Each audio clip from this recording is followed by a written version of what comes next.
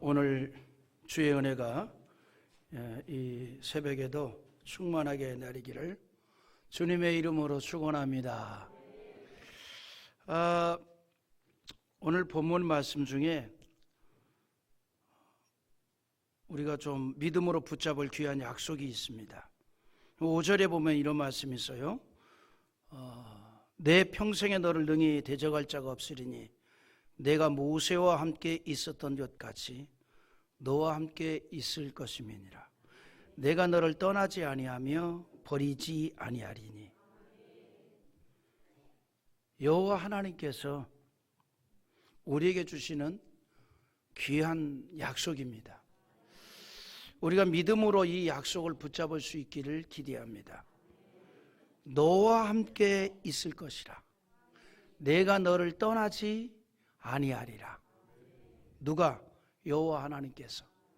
오늘 이 말씀을 우리의 것으로 삼을 수 있기를 원합니다. 나의 것이 될 수 있기를 주님 이름으로 축원합니다.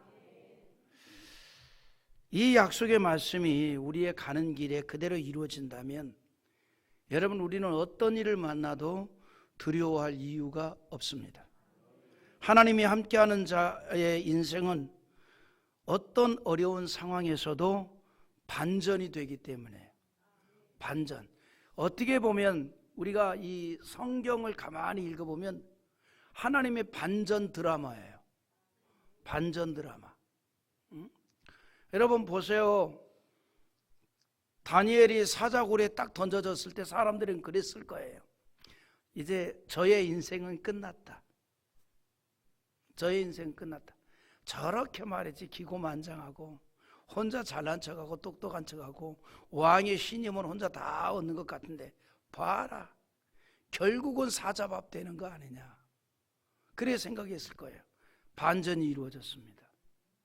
하나님께서 주의 천사를 보내서 사자의 입을 막으시고 그를 지켜주었어요. 이처럼 하나님의 백성을 향한 하나님의 역사는 반전 드라마라 이 말이죠. 때문에 우리가 나와 함께 하시는 하나님의 역사를 우리가 믿고 그 하나님의 은총이 이루어진다면 우리는 어떤 일을 만나도 두려워할 이유가 없다는 거예요. 하나님이 함께하는 자의 인생은 어떤 상황에서도 반전이 이루어진다는 겁니다.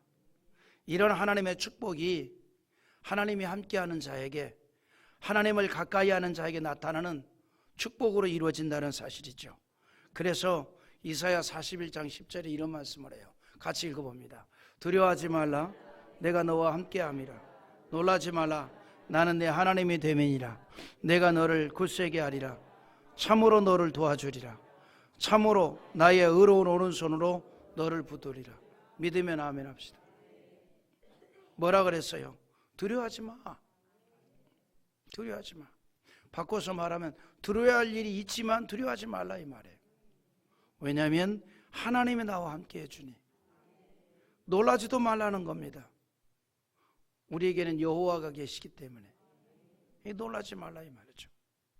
왜냐하면 여호와가 가까이 왔으면 반드시 어떤 상황에서도 승리의 역사가 이루어지기 때문입니다. 아멘입니까? 그래서 시편 91편 7절에 뭐라 그랬어요?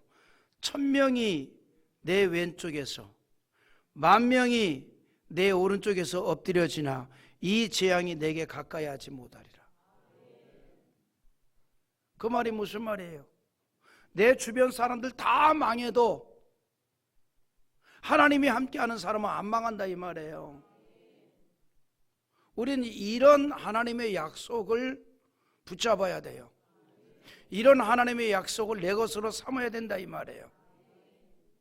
오늘 우리 모든 성도들에게 이 은혜가 있기를 원합니다. 내 왼쪽에서 1000명이 무너지고 엎어지고 쓰러지고 10,000명이 무너지고 엎어지고 쓰러져도 그것이 내게까지 오지 않게 하신다 이 말이에요. 하나님이 지켜주신다 이 말이죠. 이런 하나님의 지켜주시는 은혜와 은총이 하나님이 가까이 하는 자에게 있다는 거죠. 그래서 하나님은 우리의 현실적인 불황도 기가 막히게 극복하게 한다는 거죠. 그러니까 세상이 그런 것 같아요. 아무리 망하는 상황에서도 사는 사람이 있어요. 사는 사람이 있다니까요. 그 우리 일반적으로 하는 말, 죽으라는 법은 없다. 아무리 망하는 상황에서도 다 사는 상황이 있어요. 네? 다 사는 상황이 있어요. 이게 하나님의 역사예요. 특별히 우리는 하나님이 함께하는 자들입니다. 그래서 하나님이 가까이 하심으로 바로 이처럼 하나님의 주시는 축복의 역사가 나타나게 돼야 되는데, 여호와 하나님이 함께 하시면 그러므로 두려움도 물러가고 염려도 물러가고 우리 속에 평안이 넘치는 거예요. 그래서 여러분 보면은요, 근심 걱정이 많은 사람은 깊은 잠을 못 자요. 응? 깊은 잠을 못 자. 그러나 마음이 평안하면 숙면이 이루어집니다. 물론 갱년기가 와도 잠이 안 오지. 잠이 안 오죠.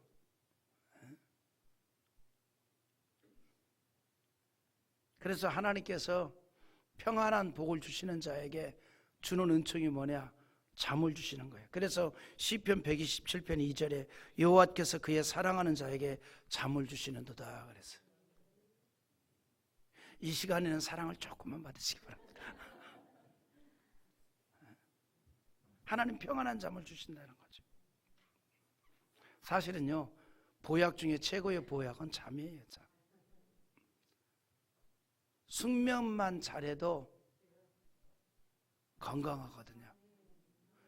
여러분, 연예인들이 왜 프로폴리스 자꾸 맞아요? 예? 그 이유가 있는 거예요. 응? 그거 좀 숙면하려고. 거기에 자꾸 그냥 유혹을 받는 거죠. 그거 맞고 또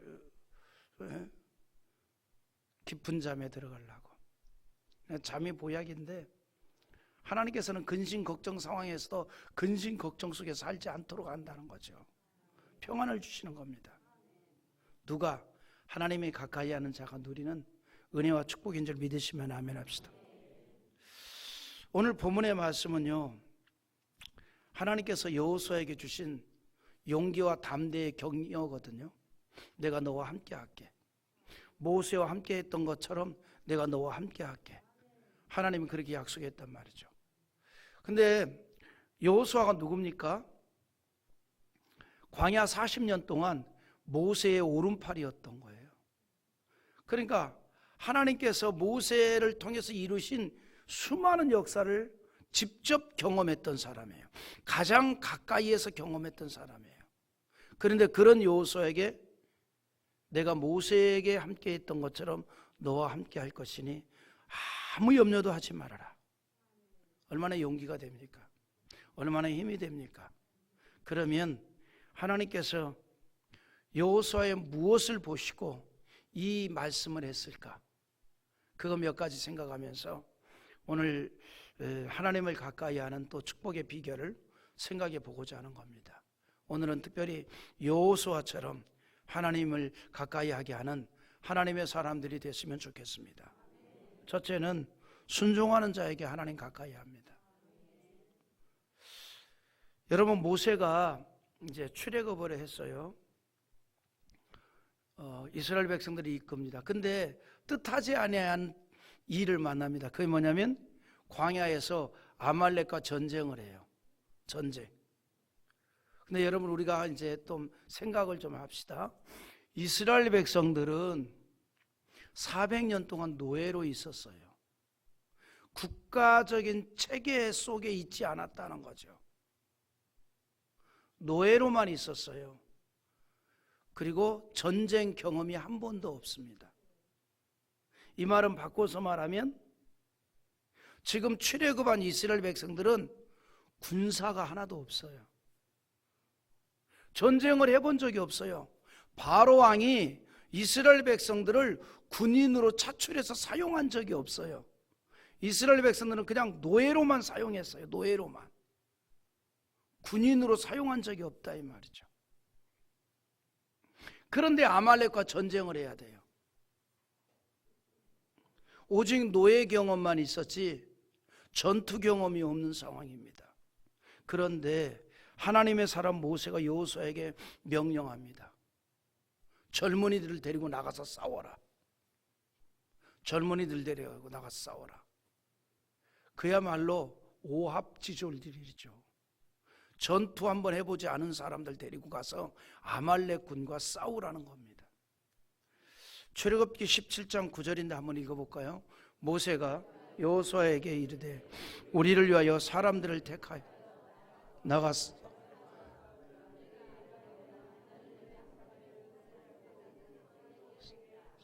아멘. 모세가 여호수아에게 이르되 우리를 위하여 사람을 택하여 나가서 아말렉과 싸우라. 그 말이 무슨 말이냐면 전쟁에 나갈 자들을 너가 직접 선발을 해라. 너가 직접 선발을 해서 네가 데리고 나가서 싸워라 이 말이에요. 나는 하나님의 지팡이를 손에 잡고 산꼭대기에 올라가서 이 전쟁을 위해서 하나님께 기도하리라. 역할 분담을 한 거죠. 여호수아가 그랬을 거예요. 바꿨으면 좋겠다. 본인이 산꼭대기에 올라가 기도하고 모세가 사람들, 군사들, 전쟁에 싸울 자들 대가해서 나갔으면 좋겠다. 근데 중요한 건 뭐냐면 전쟁을 치른 적이 없이 노예로만 있었던 이스라엘 백성이나 여호수아로서는 참으로 부담이 되는 이 명령을 받은 즉시 실행을 합니다. 여호수아의 반응은 적극적으로 순종을 해요. 적극적으로 싸워 나가겠다는 겁니다. 아멘입니까? 중요한 것, 이미 이때 여호수아도 나이가 많아요. 여호수아가 광야에서 태어난 자가 아니에요. 이스라엘 백성들과 함께 애굽에서 노예 생활하다가 같이 나왔고 이 세월이 가는 중이에요 지금. 그런데 그가 아멘을 합니다. 우리 출애굽기 17장 10절 시작. 모세의 말대로 행하여 아말렉과 싸우고 모세와 아론과 홀은 산 꼭대기에 올라가서 여호수아가 모세의 말대로 아말렉과 싸웠다 그랬어요. 모세의 말대로 행했다 이 말입니다.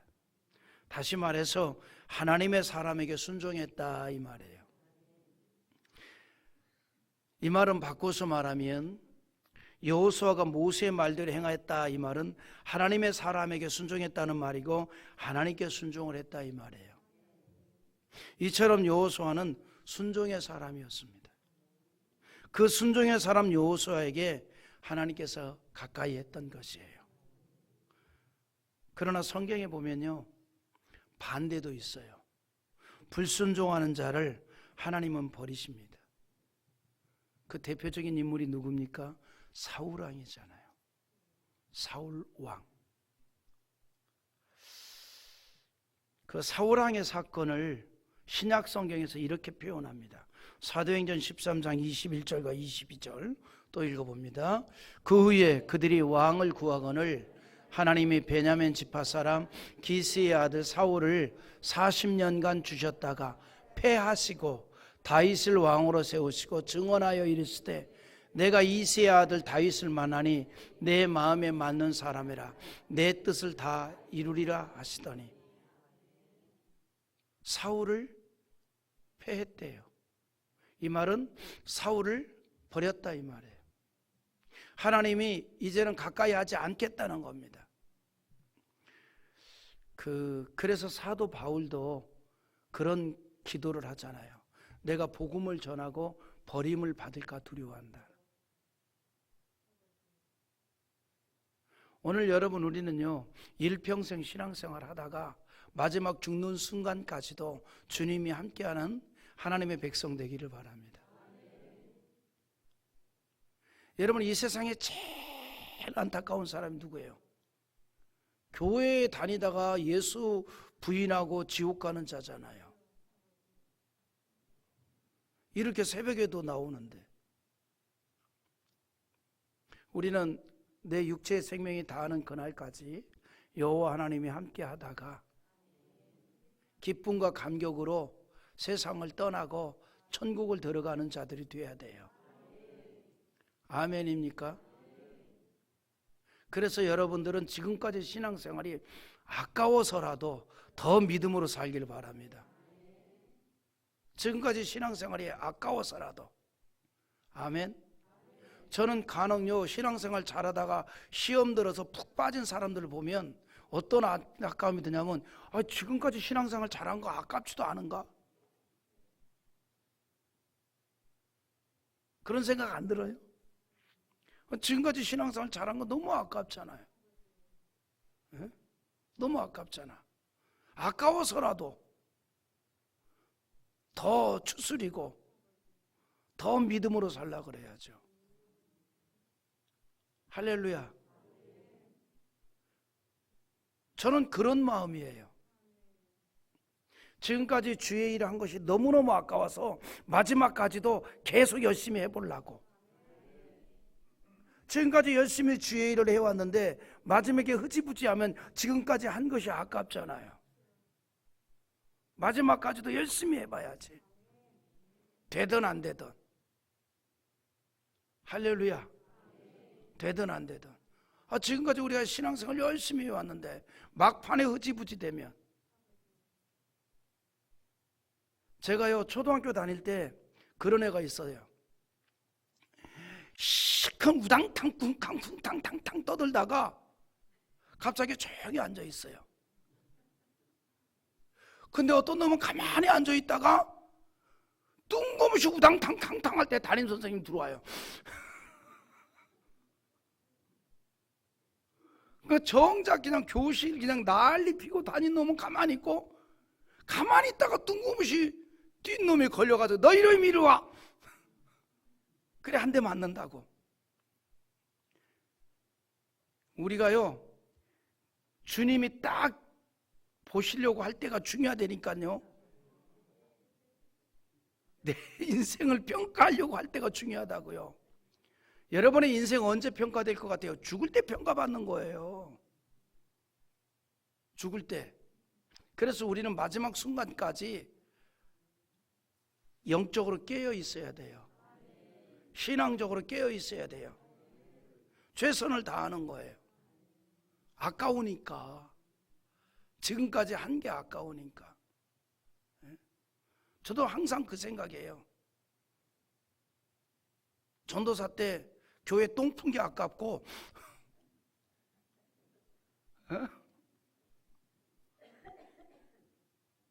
목요일마다 삼각산에 올라가서 기도한 게 아깝고. 근데 그게 참 감사한 게, 제가 삼각산 올라다니면서 목요일마다 산기도를 겨울에 하는 바람에 손에 동상이 걸렸다고. 이 동상이요 겨울 되면 붉은색 반점이 막 올라와요. 동상 걸려서 그런 거거든요. 붉은색 반점이 올라온다고요. 이 손등에. 꽃 핀다 그래요. 꽃 핀다고. 그 꽃은 그 꽃이 피는 붉은색 동상이 걸렸다고. 산기도 다니라고. 근데 어느 한순간부터 그게 없어졌어요. 봐봐, 없어졌잖아. 겨울만 되면 이렇게 빨간색 이렇게 올라오는데 그게 없어져 버렸어요. 그런 일들이 나는 아까워서라도, 의를 이루고자 하는 건 아니지만 그래도 은혜 받겠다고 목요일마다 산꼭대기 올라가서 그 겨울에 영하 15도 이렇게 되면 그 삼각산 산꼭대기 체감 온도가 20도 이상 돼요. 거기에 김장용 비닐봉투 뒤집어 쓰고 기도한 것이 아까워서라도 내가 마지막 순간까지 열심을 부리자. 되든 안 되든. 되든 안 되든. 오늘 여러분, 그래서 바울이 그렇게 열심히 복음을 전하면서도 버림을 받을까 두려워서 마지막 순간까지 달려갔다 이 말이에요. 하나님께서 사울을 사용했어요. 근데 마지막에 그를 버렸습니다. 패했다는 말은 뭐냐면 그냥 버려버렸다 이 말이에요. 하나님께서 그와 함께하지 않았다 이 말입니다. 그러면 하나님께서 무엇 때문에 사울을 버렸습니까? 딱 하나예요. 불순종. 하나님의 말씀을 거역했습니다. 우리 사무엘상 15장 23절을 읽어보세요. 이는 거역하는 것은 점치는 죄와 같고 완고한 것은 사신 우상에게 절하는 죄와 같음이라. 왕이 여호와의 말씀을 버렸으므로 여호와께서도 왕을 버려 왕이 되지 못하게 하셨나이다. 이는 거역하는 것은, 거역하는 게 뭐예요? 불순종하는 것. 하나님 편에서 하나님의 말씀을 불순종하는 것은 점치는 죄와 같고 그랬어요. 사신 우상에 절하는 죄와 같다 그랬어요. 오늘 여러분 성경에서 하나님이 가장 큰 죄로 여기는 게 뭐예요? 우상 숭배입니다. 그래서 아합 왕에 대해서 성경이 뭐라고 얘기해요? 악한 왕이라 그랬어요. 가장 악한 왕이다. 왜?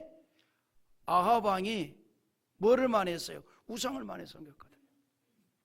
그런데 하나님의 말씀 뭐냐면 거역하는 것은, 불순종하는 것은 점치는 죄와 같고 우상에게 절하는 죄와 같다. 사울이 그랬다는 거죠. 그래서 사울을 버렸다는 얘기입니다. 그래서 하나님은요, 반대로 순종하는 사람과 함께 하는 거예요. 아브라함이 순종의 사람, 이삭이, 야곱이 순종의 사람이었던 거예요. 순종의 사람. 다윗이 순종의 사람이었기에 하나님께서 가까이 했다는 거죠. 여러분, 그래서 우리가 말씀에 순종하는 자 됩시다. 말씀에 순종하면 하나님께서 함께 하신다는 거죠. 어제도 말씀드렸듯이 말씀에 순종한 베드로가 많은 고기를 잡았어요. 한 번 더 읽어봐요. 누가복음 5장 5절. 시몬이 대답하여 이르되 선생님, 우리들이 밤이 새도록 수고하였을 때 잡은 것이 없지만은 말씀에 의지하여 내가 그물을 내리리이다. 말씀에 순종하겠다 이 말이에요. 말씀에 순종하니 그물이 찢어질 정도로 엄청난 고기를 잡았습니다. 그래서 하나님은 순종하는 자에게 함께해요. 그러니까 우리가 신앙생활을 좀 바보처럼 순종해 봅시다. 바보처럼. 하나님 함께 하시고 놀라운 기적을 일으켜 주신다는 거죠. 두 번째는 뭐냐면 긍정적인 믿음을 가진 자에게 하나님 함께 합니다.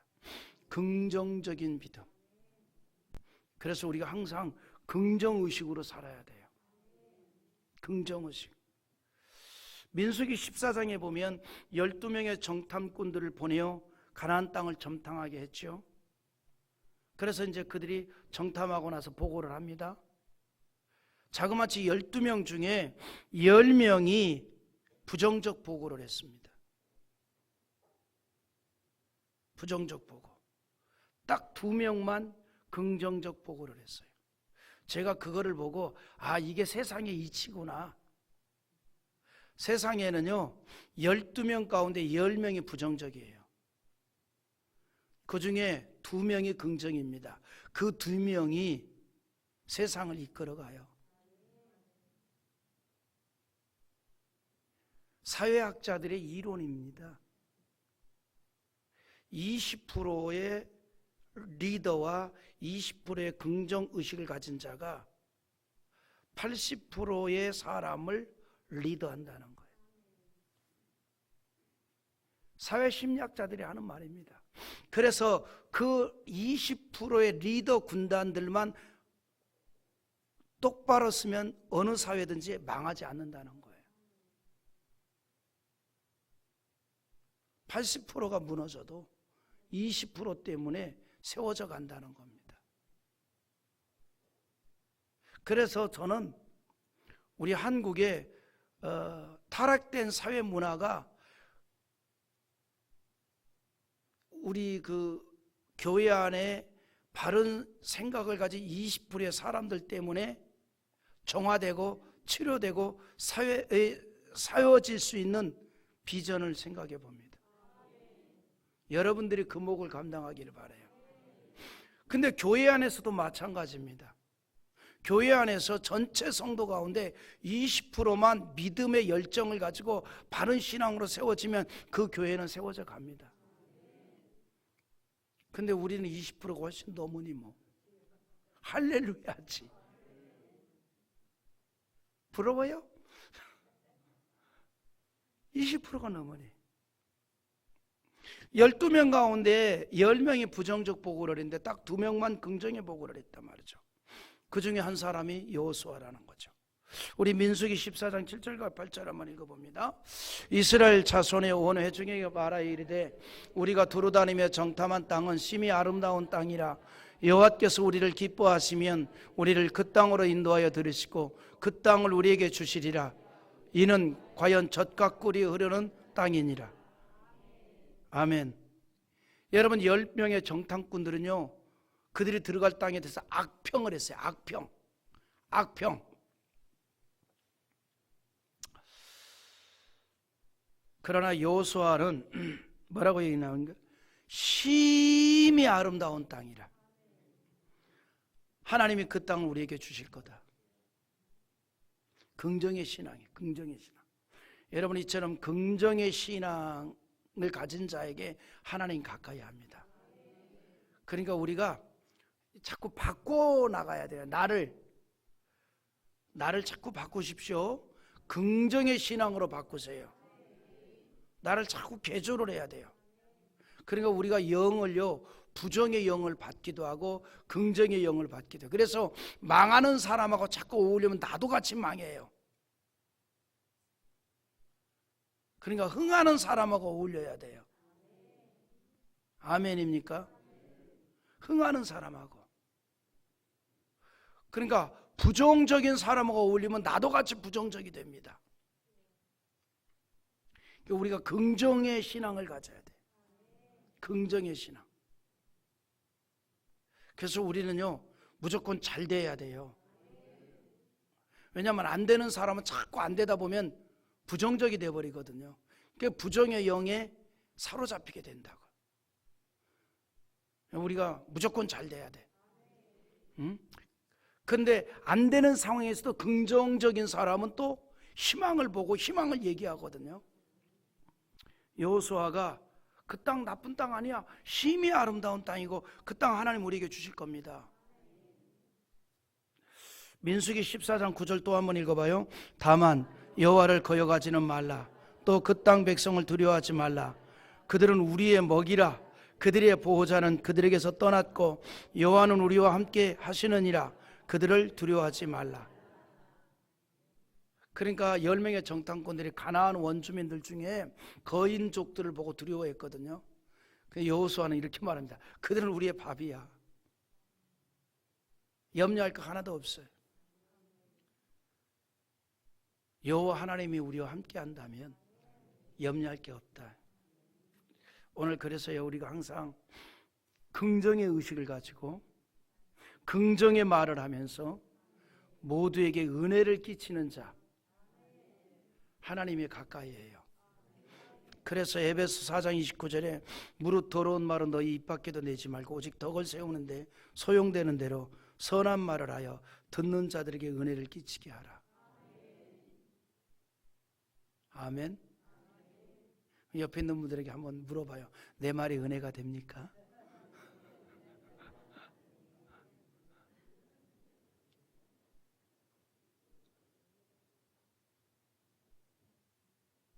여러분들의 말을 듣고 상대가 용기를 얻어야 되고 힘을 얻어야 되고 소망을 가져야 되고 믿음으로 살려고 하는 의식을 가져야지. 여러분의 말을 들으면 들을수록 에휴, 신앙으로 살면 뭐 무슨 너무 희망이 있어. 하나님이 함께하지 않는다는 거죠. 나의 말을 듣고 용기를 가져야 되고 희망을 가져야 되고, 그런 자에게 하나님이 함께 하신다는 거예요. 여호수아에게 그랬잖아요. 온 이스라엘 백성들이 부정적인 보고를 듣고 막 절망에 빠졌어요. 울고 불고 난리가 났어요. 그때 여호수아가 탁 나타나가지고 두려워하지 마십시오. 염려하지 마십시오. 저 땅은 젖과 꿀이 흐르는 아름다운 땅이고 그 땅은 우리의 것이 될 겁니다. 저들이 아무리 거인족이라 할지라도 하나님은 우리와 함께 하시니 그들은 우리의 밥일 뿐입니다. 갑시다. 멋지지 않아요? 하나님이 그런 자에게 함께 해주시고 그런 자를 통해서 기적도 나타나고 형통의 역사를 이루어간다는 거죠. 마지막으로 하나님 여호와는 하나님의 영이 있는 자에게 가까이 하는 거예요. 하나님의 영. 하나님께서 여호수아에게 뭐라고 표현한 줄 알아요? 하나님의 영이 머무는 자라고 그랬어요. 하나님의 영이. 민수기 27장 18절 한번 읽어봐요. 자, 시작. 여호와께서 모세에게 이르시되 눈의 아들 여호수아는 그 안에 영이 머무는 자니 너는 데려다가 그에게 안수하고, 여호수아는 그 안에 영이 머무는 자라 그랬어요. 아멘입니까? 모세에게 한 말이에요. 모세야 모세야, 여호수아를 데려다가 안수를 해라. 왜냐하면 그에게 영이 머무는 자라. 여기서 말하는 영은 하나님의 영을 말합니다. 즉 성령으로 충만한 자를 말해요. 그를 데려다 안수하라 이 말이에요. 그에게 하나님의 역사하심이 있다 이 말입니다. 여러분, 성령이 충만하다는 의미가 뭐냐면요, 하나님의 영으로 충만해서 하나님의 지배를 받는다 이 말이에요. 하나님의 지배. 그러니까 우리가 누구의 지배를 받느냐는 게 중요하거든요. 누구의 지배를 받느냐. 우리 하나님의 지배를 받는 거는 하나님의 영으로 충만하면 하나님의 지배를 받습니다. 여호수아는 하나님의 지배를 받는 자였어요. 하나님의 영이 함께 했다면 하죠. 여호수아처럼 이렇게 하나님의 영이 충만한 자에게 하나님이 함께 합니다. 그래서 교회는, 성도는 성령이 충만해야 돼요. 우리 성도들이 성령으로 충만해야 되고 교회가 성령으로 충만해야 되고, 그래서 하나님의 지배를 받아야 된다는 거죠. 우리 갈라디아 5장 17절 한번 읽어볼까요? 시작. 육체의 소욕은 성령을 거스리고 성령은 육체를 거스리나니 이 둘이 서로 대적함으로 너희가 원하는 것을 하지 못하게 하려 함이니라. 아멘. 세상에는요 두 종류가 있습니다. 성령에 속한 자와 육체에 속한 자가 있어요. 우리가 신앙생활을 해도 육체에 속한 신앙생활이 아닌 성령에 속한 신앙생활을 하는 자 되기를 바라요. 그런 자와 하나님이 함께 한다는 겁니다. 그러면 어떻게 하자는 거냐? 성령의 은혜를 사모해야죠. 성령의 충만함을 사모해야죠. 그러니까 우리가 왜 성령 충만해야 되느냐? 하나님이 함께 하니까. 그래서 누가복음 11장 13절에 너희가 악할지라도 좋은 것을 자식에게 줄 줄 알거든 하물며 너희 하늘아버지께서 구하는 자에게 성령을 주시지 않겠느냐 그랬어요. 우리가 성령의 충만함을 구하면 하나님의 영이 나와 함께 하시고, 그러면 여호와가 나와 가까이 한다는 거죠. 이런 이유 때문에 하나님이 여호수아와 함께 한다고 오늘 약속해 준 거예요. 내가 모세와 함께 있었던 것처럼 너와 함께 할 것이다. 그러므로 무슨 일을 만날지라도 두려워하지 말라. 너가 형통함은 이루게 되리라. 그 약속을 믿고 나아가니 요단강을 육지와 같이 건너게 되었고 여리고 성도 무너뜨리고 가나안 땅을 정복할 수 있었던 거예요. 할렐루야. 오늘 여러분들에게 이런 정복적인 축복의 역사가 반드시 나타날 수 있습니다. 하나님이 함께 하시면. 오늘 여러분들에게 이런 축복이 2023년에 나타날 수 있기를 원합니다. 믿음으로 정복하는, 그래서 하나님의 축복을 누리는 여러분이 되기를 주의 이름으로 축복합니다.